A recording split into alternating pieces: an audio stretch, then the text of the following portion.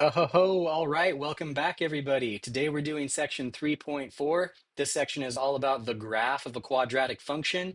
We're continuing our exploration of quadratic functions, and today is all about parabolas, parabolas, parabolas. Let me get the slides up and let's get started. There we go. All right, quick overview. Oops. There you go, quick overview. We're going to explore the graph of y equals a times x squared. You should already be kind of familiar with this graph from chapter 2, where we explored it as one of those important graphs that you need to memorize. It's just a parabola, and if you remember, that leading coefficient stretches it or compresses it, right? Then we're going to talk about an important geometric property of parabolas that'll kind of motivate some characteristics of the structure of the formulas of these parabolas of. All right. Then we'll talk about the vertex form of a quadratic function. We're going to do a handful of examples. There's a few examples in this section. Then we're going to revisit the quadratic formula so I can emphasize the connection between the algebra involved with the quadratic formula and the geometry involved. Then we'll finish up with just a summary of the different quadratic forms, and we'll talk about what utility they have right at the end. Okay? So first, let's talk about the graph of y equals a times x squared. So first of all, the graph is a parabola. If a is positive, then we say the parabola opens upward, just like that. It's opening up. If a is a negative number, then the parabola opens downward. So it's going to be opening down. There you go. You can kind of see it that way. And then if you remember from when we talked about transforming functions, if the size of a is between 0 and 1, then you're going to get a vertical compression. So it's basically taking that parabola and squishing it. If the size of A is bigger than 1, you're going to get a vertical stretch. So you're stretching that parabola vertically like so, as long as A is greater than 1 in size. Right? So here's just a few pictures of different graphs. This is kind of maybe a messy figure, but it's just kind of showing you the different parabolas that you get depending on the leading coefficients. So this one right here, that is y equals x squared. And then if you graph y equals 2x squared, you're going to see that it's stretched vertically a little bit more. Oof, that was bad. There we go. 3x squared stretched vertically even more. And the larger that a is, the more vertical stretch you're going to get. If a is less than 1 in size, then you're going to get a squishing. You're going to get a vertical compression. That's why that one is wider than this one, like so. Then you have all the same behavior, but reflected vertically when a is a negative number, negative, negative, negative. The compression and the stretch is still the same. It's just now the parabola opens downward instead of opening upward. All right? That's the basic idea. Okay, now let's talk about an important property of parabolas. You might have discussed this in a previous class, but maybe not.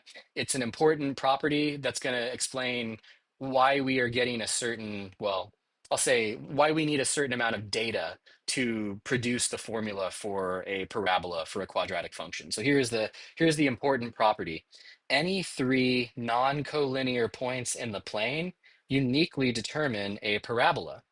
So what I'm saying is, if you give me any three points, distinct points on the plane, as long as they don't lie on the same line, there is a unique parabola that passes through those 3 points. It really doesn't matter where the points are, as long as they're not all on the same line. It could even be something like, you know, this, this, and then this. There's a unique parabola that will pass through all three. It could be even like this, and that. There's a unique parabola that passes through. So as long as you have three distinct points, it uniquely determines a parabola, okay? Now, put another way, if you only had 2 points, that means there are infinitely many parabolas that could pass through those 2 points, all right? So think about it like this. If I give you these 2 points, maybe I should make them permanent.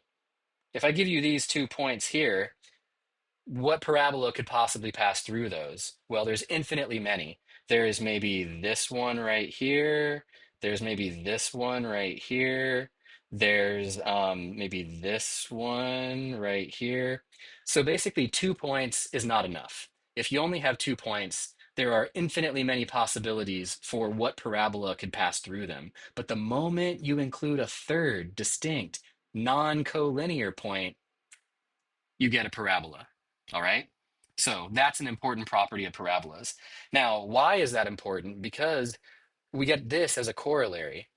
Let's talk about quadratic functions for a second. So if x equals r1 and x equals r2 are zeros of a quadratic function, then we can write the function in this factored form for some a not equal to 0. Moreover, this is an if and only if statement. So this goes back and forth, meaning if you know these two zeros, you get this factored form. And if you have this factored form, then you know these two zeros. All right.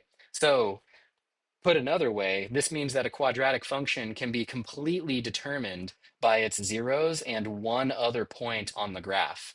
So this is why we needed that additional point, because these 2 points are on the x-axis. So they are collinear. They lie on the same line, right? Oh, I thought I had a Desmos thing. Maybe I don't. Let me draw a quick little sketch right here. Okay. So let's say we have these two zeros. Here's R1, here's R2. Now, there are infinitely many parabolas that could pass through that, right? Infinitely many parabolas. You could have this one. Oops, try that again. You could have this one. You could have this one. You could have this one. There's infinitely many that could pass through that, right? But we know that that has to be a factored form of the function f, the quadratic function f. All right. So here is the big idea. And this is what I want you to take away from this particular important property of parabolas. And you're going to get to practice this on the homework. If you know the zeros of a quadratic function f of x, you can immediately write a factored form instantly. That's all you need. If you know this, you've got that immediately. If you know a third point, if you know another point that is not on the x-axis, then you will be able to find what that leading coefficient is. That's why you need the third point. These two zeros give us the factored form. The third non-zero point allows us to find that leading coefficient. That's it. That basically takes the infinitely many possibilities and snaps them into just one possibility. All right. So now you're going to try it. All right. So suppose x equals 2 and x equals -3 are zeros of a quadratic function f whose graph also passes through the point 1 comma 4. Find a formula for f of x. Okay. As usual, think about it for a minute, ponder it. Now, gotta say something out loud. Say it to your dog, to your cat, to your computer, to yourself. Just give your brain that verbal audio feedback to help it process things. Okay. Nice. Okay. Now, try to work it out on your own. Think about the corollary we just learned.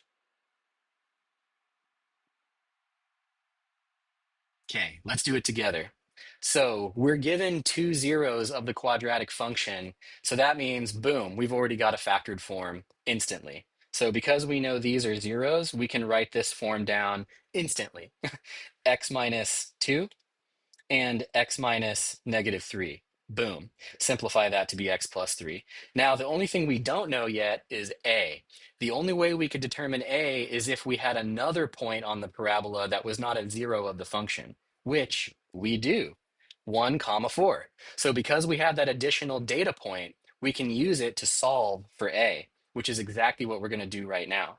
So remember inputs and outputs, right? Inputs and outputs. 1 is the input of our function. 4 is the output of our function. So that means that f of 1 equals 4. What is f of 1? Substitute 1 everywhere you see an x. Now simplify. This side is going to simplify to -4. Divide both sides by -4, and you get a equals -1. Boom. Now we know a. So a factored form of the function f is this right here. I'm sorry, is this right here. You could write it as negative x minus 2 times x plus 3. Now, if you want, you can go through and multiply everything out, and you can write it in this standard form. We'll talk more about that as this section goes on. Do I want to say it now? Maybe I'll say it in the next example, but that's the idea. Two zeros and a third non-collinear point completely determines the formula for that quadratic function. All right, now let's do it again, but let's kick things up a notch.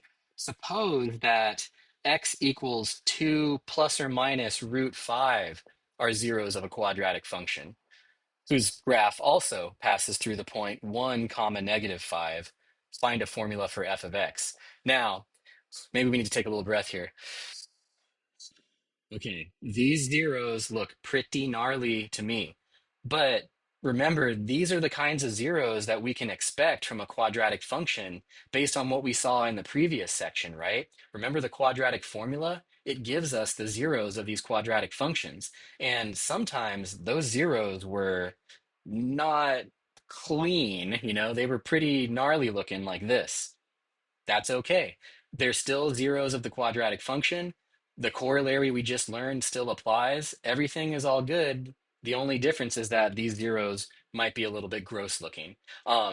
Maybe as a maybe as a little bit of insight, I will say that these types of things are actually more common than having nice clean zeros like 2 and 3 and -1 and things like that. In practice, in reality, most of the zeros you're going to find are going to be gnarly, irrational zeros. Hopefully, they're algebraic numbers. But it's important to get comfortable with the fact that many times your zeros are not going to be pretty. All right. So I want you to try this one on your own. Use the same technique that you did in the previous section. I'm sorry, in the previous example, and just write the factored form. Okay. So first things first, think about it for a minute. Remind yourself what you're going to do. Okay. Say something out loud. Give your brain that verbal feedback. And now work it out. I will save you some pain. You don't need to write it in standard form. Just get the completed factored form, and we'll talk about it in a moment.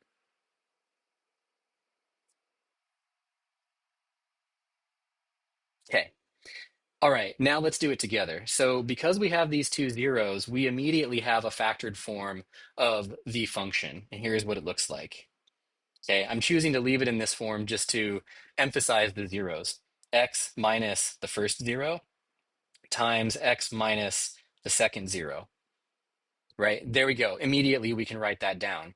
Now the thing that's missing is a, and this is why we need that third data point because of that important property of parabolas. Because we have this third non-collinear point, we can uniquely determine a formula for this quadratic function. So here we go. Little bit messy. That's all right. Just hang on and appeal to those special factor forms that we saw. Okay. We know that the input at x equals 1, I'm sorry, the input is x equals 1, and the output there will be -5. So let's do it. F of 1 is -5. We're going to replace x with 1. Now we're going to simplify some things. So this becomes 1 minus 2 plus root 5. 1 minus 2 is -1. 1 minus 2 is -1 minus root 5. And now I want to draw your attention to this structure at the bottom here. We're just going to pause for a minute. This structure right here. Okay. Do I actually multiply it all out? No, okay. All right. Yeah. So I want you to stare at this structure for just a moment. I'm going to throw the thinker up. So just stare at that structure. Does it look familiar? The structure, that product of those two things? Well, maybe spoiler alert, but that is a difference of squares. That's a difference of squares, right? So, or this is the form of a difference of squares. So if you look, we've got -1, root 5, plus minus. That's the factored form of a difference of squares. So rather than multiplying everything out term by term and then combining the like terms, we can use that special factor form to immediately jump to the difference of squares that it represents. It's going to be 1 squared minus root 5 squared. So it's going to be 1 minus 5. And that's what we get right here. Boom. Heyo. That's why it's good to know these forms. Now this simplifies easily. We get -4, divide both sides by -4, and you get A is 5/4. Boom. Now we've got A. Putting it all together, we get this, okay? And here, okay, here, uh, I'm gonna give you a little bit of a reprieve here. So hopefully this assuages some worries that people might have. This form right here is the factored form of the quadratic function. And kind of like we had talked about with lines and linear functions, if you have this form, it is a valid form of the function. You do not need to multiply everything out and combine all these like terms and go through that big mess unless you want to, or unless you have to, unless someone has specifically requested that you do it. So what I'm trying to say is you can leave it in this form. It is a valid form. So don't feel that don't feel compelled or required to multiply everything out, simplify, and combine like terms to get it into this form. This is what we call standard form, and we're going to talk about that more at the very end, all right? So just be aware that if you can find the two zeros and you can find the leading coefficient and you can write it in factored form, you're good. You're good. That's a valid form of a quadratic function. It's called the factored form, okay? Um, that being said, just for completeness and posterity, I went ahead and expanded it so that I could write it in standard form. So here's what it looks like when I write it in standard form. I distributed everything, I FOILed everything out, right? And then I combined like terms. Here are the x terms. And then when you combine all those like terms, you will get this. Or if you distribute the 5/4, you will get this. There we go. Cool stuff. All right, now let's talk about the vertex form of a quadratic function or the vertex form of a parabola. So what is the vertex? Maybe you've heard of it before, maybe you've studied it before. The vertex of a parabola is just the lowest point if A is positive, or the highest point if A is negative, the highest point or the lowest point on the graph. It's basically this tip, depending on if it's opening up or if it's opening down. It's the tippy top or the tippy bottom, okay? Now, parabolas are symmetric about a line that's called the axis of symmetry. We saw this a little bit in the past, but now let's give it a name. This thing is called the axis of symmetry. And what I mean by when I say that parabolas are symmetric about this line, what I mean is the distance to the graph from this line is equal on both sides. Equal on both sides. This is really handy because if you know the axis of symmetry and you know a point on the graph, you can use that symmetric relationship to locate the point on the other side of the graph. Just go out by whatever this amount is times 2. So if I know this and I wanted to find this, I just need to add this quantity to our, maybe I'll say subtract that quantity twice to get over to it. Okay? Another important point, the axis of symmetry always passes through the vertex, right? Here's the vertex. The axis of symmetry always passes through it. And then you could even think about it as just taking the parabola and rotating it, right? Rotating it like that. And for those of you that go on to take Calc 3, which I hope all of you do, because that's where it gets really, really fun, paraboloids are literally parabolas that have been rotated around their axis of symmetry. And what you get is you get like a parabolic bowl shape called a paraboloid. So that's later on in Calc 3, okay? Now, we know what the vertex is, we know what the axis of symmetry is. Let us find the vertex form of a quadratic function, a form where the vertex becomes clear, where the vertex is present in the structure. So the quadratic formula, that actually kind of encapsulates the process of completing the square. If you remember from the previous section, we derived that formula by completing the square on a general quadratic equation. So the quadratic formula itself kind of has that process built into it, right? That's one of the reasons it always works if you want to find the zeros of quadratic function. Now, if you go and look at those slides again, you'll notice that when we derived that formula, we actually derived the vertex form of a quadratic function along the way. I just didn't say that's what it was. So if you look back at those slides, you'll see that at some point we got to this form, or I should say this form right here, right? Now we can rewrite that form like so, just kind of moving things around. Write this as negative negative b over 2a, factor a negative out to get this as positive instead. And this actually is a vertex form of a parabola. So maybe more succinctly, we have the following. Here is the formula. So the vertex form of a quadratic function or a parabola is given by this structure here, where h is equal to negative b over 2a, and k is given by this formula here. All right, that formula there. That is the vertex form. Okay, couple notes about it.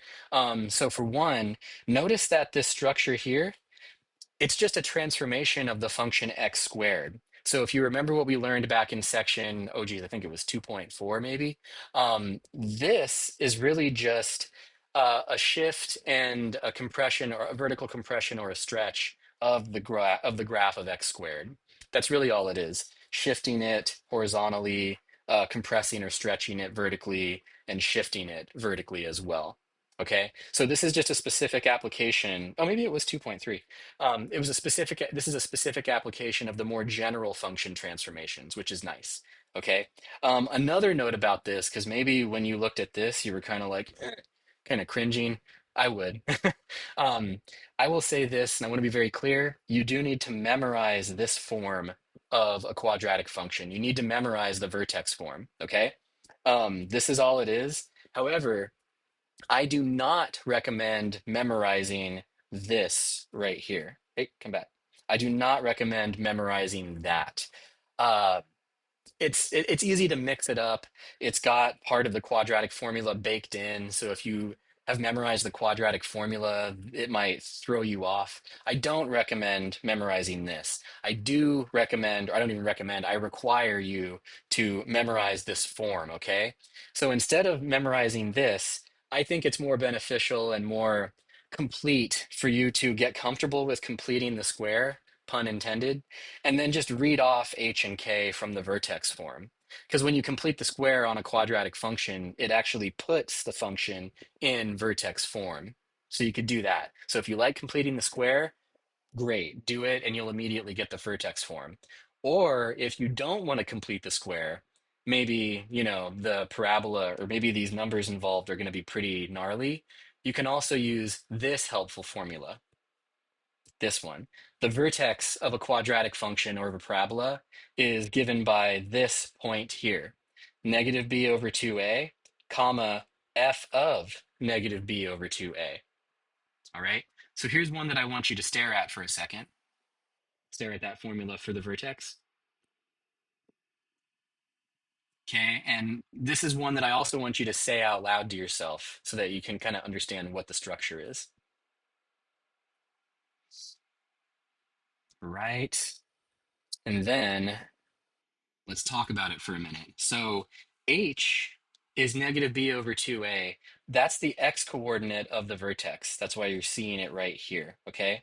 Now remember, these are quadratic functions. So if we know an x coordinate, we can find the corresponding y coordinate by simply evaluating the function at that x value. And that is exactly what's going on here, right? So if we want to know the y coordinate of the vertex, we just need to compute f of h, or in other words, f of negative b over 2a. That's really all it is. So, man, I know I sound like a broken record now. This is why understanding inputs and outputs when it comes to function notation is just so critical. If you can understand what's going in and what's coming out, this is going to save you from so much difficulty in the future. This is the input. This is the output. If I need to know what this is, I can just evaluate the function itself at that input, and it will give me the output. And in this context, that's giving us the y coordinate of the parabola. I'm sorry, the vertex of the parabola. Okay? So h is negative b over 2a. K is f of that. And that's all you need to memorize. That's all you need to memorize. I do recommend memorizing this. It'll save you a lot of time. and you should get comfortable with completing the square. So if you forget this, you can always complete the square and just read it off of the vertex form. Okay, let's do an example. So here is one where we are going to graph this function and we're going to find the vertex and the axis of symmetry. So I want you to try this one on your own, ponder it for a minute.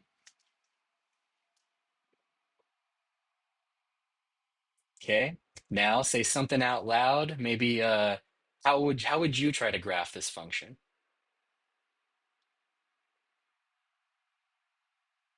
Right? Now work it out on your own, find the vertex, find the axis of symmetry, and then graph the function. Okay, here we go. Let's see. I think for this example, these numbers look pretty nice. In fact, I think this is one of the examples from the previous section. Uh, these numbers are pretty nice. I'm just going to complete the square. I'm going to complete the square. So I do the same thing that we did before, factor out the two, add zero in a clever way, isolate the perfect square trinomial, combine these constant terms at the end, and boom. This right here, this is the vertex form of f of x. And from this vertex form, we can read off the vertex. The vertex is going to be at -2, comma, -3. And that means the axis of symmetry is going to be x equals -2. Done. There we go. Now I can graph it. So I've got the vertex, I've got the axis of symmetry. Oh, and because this number here is positive, I know the parabola has to open upward, right? So I plot the vertex, I sketch the axis of symmetry here. And then I just kind of give a rough sketch of the graph. If we wanted the sketch to be more precise, we could find the x-intercepts using the quadratic formula, or we could just use this and solve it for x, set it equal to 0, and then solve it for x. We could also find the y-intercept. We can always find more points to get a more accurate graph, but this is a pretty good rough sketch. Nice. Okay, let's do another example. So here's one where I want you to try it at home. So locate the vertex and the axis of symmetry of this parabola. But I also want you to do some more. I want you to try to determine the domain, the range, the intervals of increase and decrease, and the x and y intercepts. Whew, so this is all of them. This is the whole package, okay? You might have to take a little bit of time, but as always, think about it for a minute.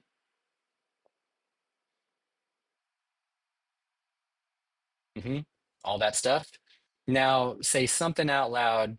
Maybe you need to say something to refresh your memory about some of these things. What does it mean, interval of increase, interval of decrease? Say those things out loud. Okay. And now try to work it out on your own, and we will do all of it together in just a moment.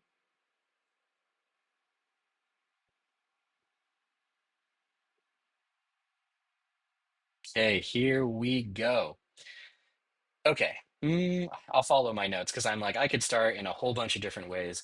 Maybe I should say that so that you all are aware of this as well. There's many, many approaches you can take to answer this question. You can start in a lot of different ways. You can find the vertex, you could find the range, I'm sorry, you could find the domain, you could find the y-intercept, you could find the x-intercept. There's a bunch of different ways you could start the problem. So if you didn't start it this way, that's okay. I am going to start by finding the vertex. So the x coordinate of the vertex is -b over 2a.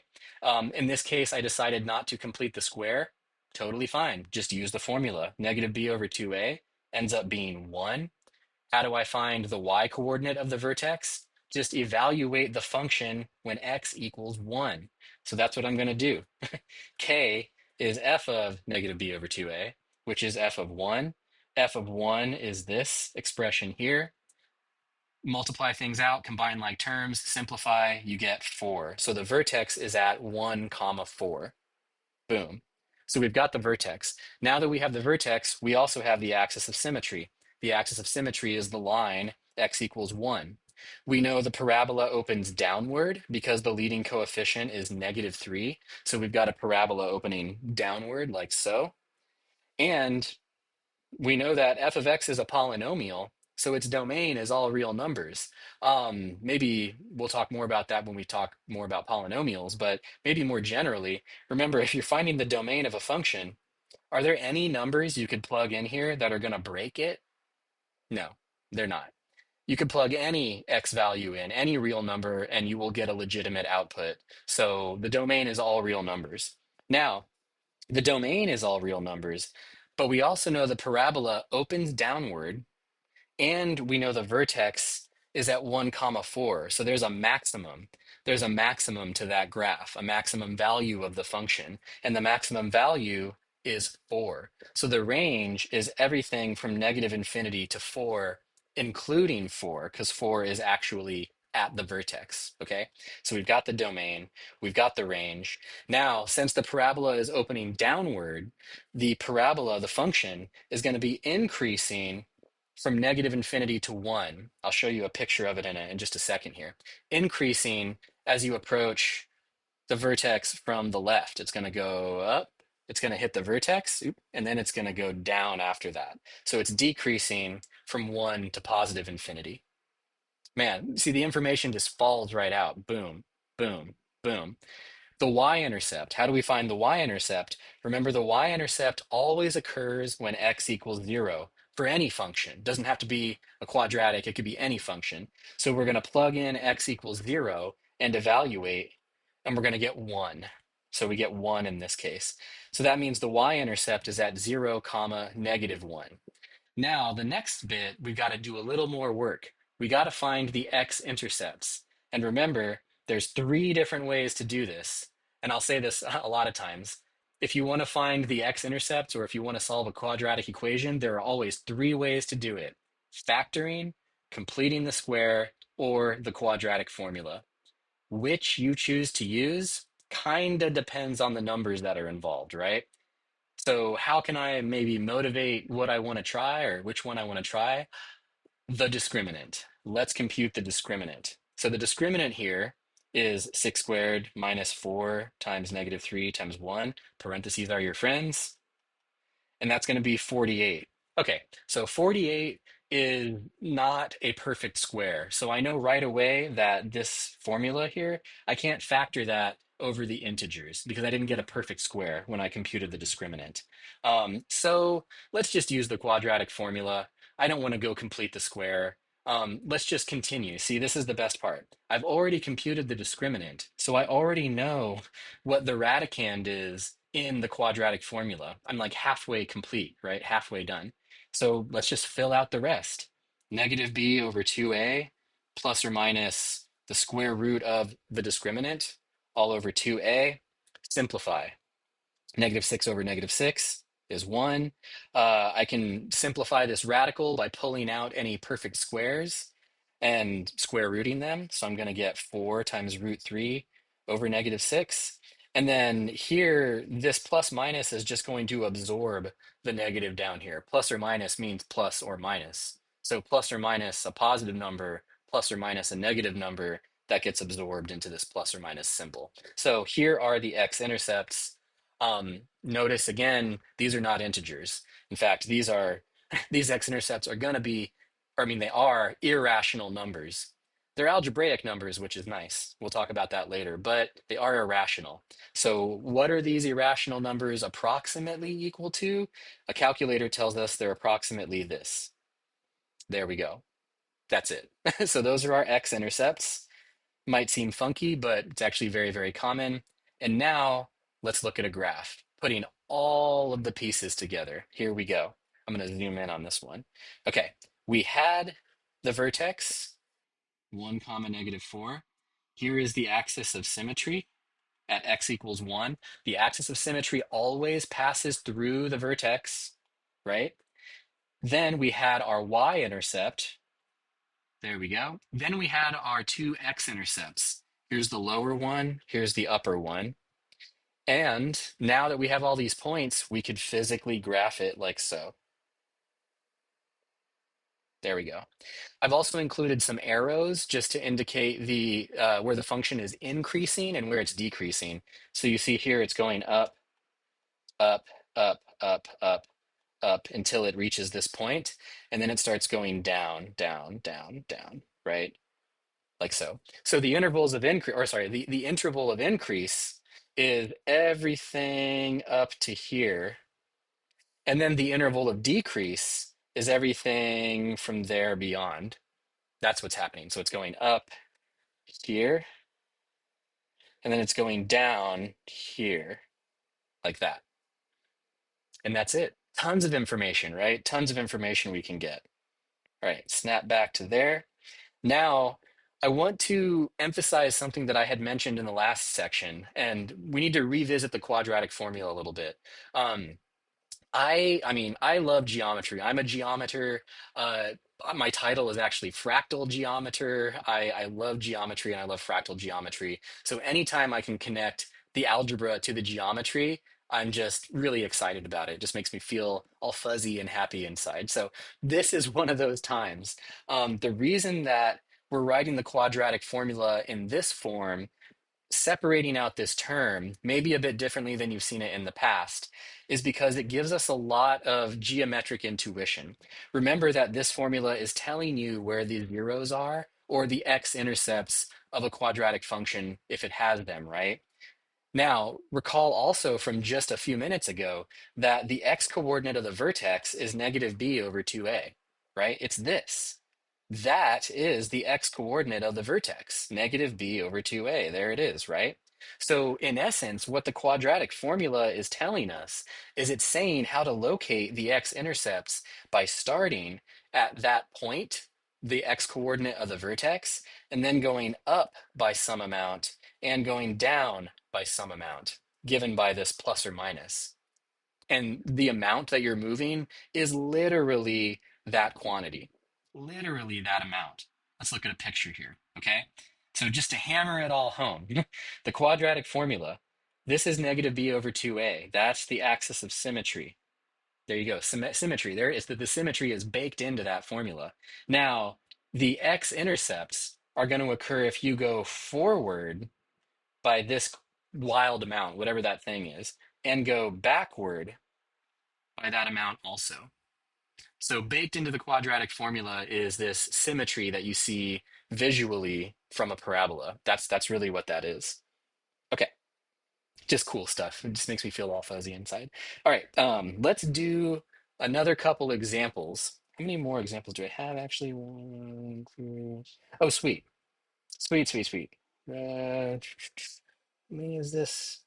I've got about two more examples, and then we'll finish with a summary of forms. So here's one. I want you to try this on your own. We'll do it together. As usual, think about it for a minute. Okay. Say something out loud to give your brain that feedback. And now work it out on your own. Maybe a hint that I can give you is remember there's symmetry. Parabolas have symmetry about their axis of symmetry. All right, here we go. So, what do we know? Okay, we are given the vertex of a quadratic function, and we're given another point on the parabola. In fact, we're actually given the y-intercept in this case, and we need to find the function that represents this parabola. Okay, well, my first inclination is this. We are given the vertex, so let's use the vertex form. This kind of sounds familiar, right? Like when we were talking about lines. If we know this information, let's use the form that has that information in it. We know the vertex, let's just plug that in right away, and we should already have most of the function, right? Most of the form. So boom, instantly we get this. That's the vertex form. The thing that we're missing is A, but that is why we have another point. We can use this additional data point to solve for A. So we're going to. When x is 0, f of x is negative 3, just like that. Now we simplify. Okay, plug in 0. Okay, this is going to give us a minus 5. So a equals 2, and boom, we're done. That is a formula for the parabola. That's it, all we needed. Maybe a little side note here. Maybe I'll pause here for a second and add this. I'll throw up the thinker for you to ponder this too. This is a situation where we weren't given 3 points. You notice that? We were only given 2 points, but that's because we were given a very, very special point. We were given the vertex itself. So because we were given the vertex itself, we only needed this point and one other. The previous corollary we had talked about back at the very beginning of this lesson is if we had the two zeros, right? If we had two x-intercepts, we would need a third point. Here, we were given a very special point, the vertex. So now we only need one other point to completely determine the parabola, because that's what we need to solve for A. Cool stuff. All right, one more example. Okay, one more example. Here, I want you to try to graph this quadratic function by determining whether it opens up or down, finding the vertex, the axis of symmetry, the y-intercept, and the x-intercepts. Okay? Give you a minute to ponder it. Okay, verbalize something. Say something about what you're going to do, what approach you're going to take. And now, have at it. Go for it, graph it, compute all that stuff, and we'll do it together in just a minute.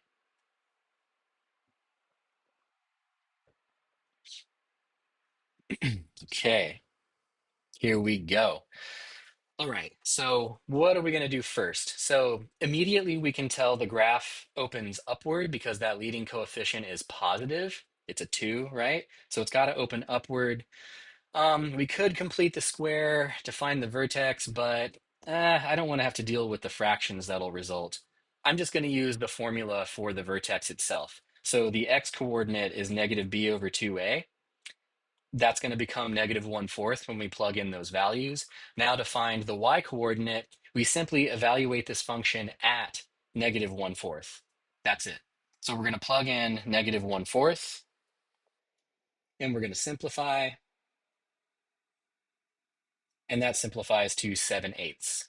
You might have to simplify, you might have to combine some fractions. Just remember, find a common denominator, write everything over a single denominator, and then you can just add the numerators once the denominators are the same size. Okay, all right, so we've got the vertex. Now that we have the vertex, we immediately have the axis of symmetry. X equals negative 1/4. It always passes through the vertex. Now, we need the y-intercept and the x-intercepts. Let's compute the x-intercepts first. I think that's what I'm doing here. Yeah. Oh, no, I did the y-intercept first. It's just really quick. Um, the y-intercept is when you plug in 0, and in this case we get 1. So the y-intercept is 0, comma 1. Now, for the x-intercepts, let's check the discriminant before we try to do any craziness. The discriminant, b squared minus 4ac, gives us negative 7. Negative 7 is a negative number, so that means there are no x-intercepts. No x-intercepts. The zeros of this function are going to be imaginary numbers. That means they're not crossing the x-axis at all, okay? Not crossing the x-axis. And this should be everything we need to graph the parabola. We've got the vertex, the axis of symmetry, the y-intercept. It'd be nice to have a second point though, right? We need a second point because right now we've only got, oh, I'm sorry, we need a third point. We've only got 2 points. We've got the vertex and the y-intercept, but a third point would give us a better graph. So this is where symmetry is really going to come in handy. And I say that right down here. We know that the point 0, 1 lies on the parabola. And we know the axis of symmetry. So what we can do is we can use that symmetry to find another point on the graph. And here's how we're going to do it. There's this point, and there's this axis of symmetry. So we're going to start at this point and move over twice this amount to the right. I'll show you on the picture in just a minute here. So that means we know that, wait, which way am I going? Oh, wait, where's my vertex? Oh, yeah, negative 4. And this is 0. Oh, yeah, negative 1/4. So I mean to go to the left. Go to the left 2 times this amount, and we'll have another point on the graph right here. Let's look at a picture. Way easier to see it than it is to imagine it just from some verbalization, right? Okay, here we go. We found the vertex. Notice there are no x-intercepts. It's also opening up. We found the y-intercept right here. And then what I did was I used the symmetry of the parabola to locate this point. So let me be a little more precise. What I'm saying is, maybe I'll use this color. This distance right here is 1/4. It's 1/4. It's basically the distance from 0 to -1/4. So that gives me 1/4. If I wanted to locate another point on the parabola, I just need to cross that distance twice, because this is also 1/4. So 0 minus 2 times 1/4 is -1/2. And that's how I was able to locate that third point. Now that I have 3 points on the graph, I can make a pretty decent sketch. And that is what you see right here. There it is. There it is. Okay. And on that note, oh, too early. Let's finish by talking about a summary of the quadratic forms. I was getting a little too excited there. Let's talk about these three different forms because we've seen three different forms now. So let's talk about them and their utility. So let A, B, C, H, and K be real numbers. Let R1 and R2 be possibly complex numbers. Then a quadratic function can be constructed in the following three ways. So there's three forms. We've got the standard form, which is just the standard form written in this way. We have the vertex form written in this way. And then we have the factored form written in this way. And just like what had happened when we talked about lines in section 3.1, these forms give you different information about the function and different information about the graph. So which form you want to use just depends on what kind of information you're interested in, right? So the standard form is really nice for computers. It's very orderly, and everything is broken up in terms of quadratic terms, linear terms, and constant terms. So that's the standard form, right? The vertex form is nice if you just want to be able to read off the vertex. So one thing about this form is you can immediately see the vertex. You can immediately see if the parabola opens up or down. And the vertex is a point, so you know a point on the graph already. There you go.